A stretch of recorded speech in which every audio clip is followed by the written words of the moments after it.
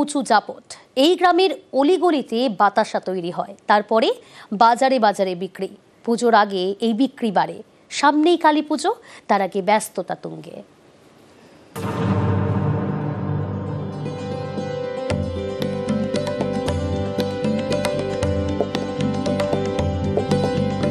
কয়লার গনগনে আছে ফুটছে গুড় চিনি।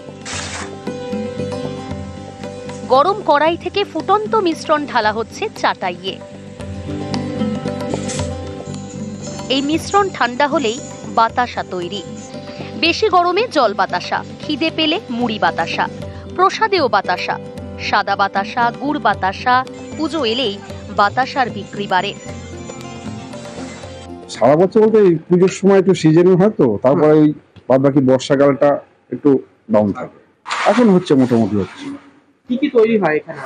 আমাদের এখানে বাতাসা, লাল বাতাসা, সাদা বাতাসা, পদ্মা, তারপর সিনা, তারপর নকুলদানা, পদ্মা তৈরি হচ্ছে, তারপর খেলনা তৈরি হয়, মঠ, মুরগি।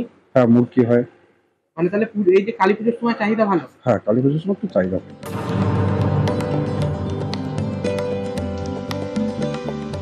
সামনেই কালী পুজো, বাতাসায় লাভের আশা। পুজোর আগে পূর্ব বর্ধমানে চরম ব্যস্ততা। কালনার উঁচু চাপট, এখানকার অলিতে গলিতে বাতাসা তৈরি হয়। বাতাসার সঙ্গে তৈরি হয় পদ্মা, নকুলদানা। কালী পুজোয় বিক্রি বাড়ে। সারা বছরে প্রতিদিন প্রায় 1.5 কুইন্টাল চিনির কাজ হয়। কালী পুজো এলে সেটা বেড়ে যায় প্রায় দুগুণ। কোথায় কোথায় যায় আপনাদের? বলছি বদ্রপুর আর উড়িষ্যা। হ্যাঁ, মানে ভিন রাজ্যে তো যাচ্ছে। হ্যাঁ, নবদ্বীপ। মূলত বেশি চাহিদা কোন জিনিসটা? সবটারই চাহিদা আছে।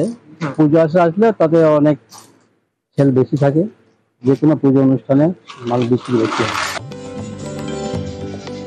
পূর্ব বর্ধমান থেকে নবকুমার রায়, নিউজ 18 বাংলা।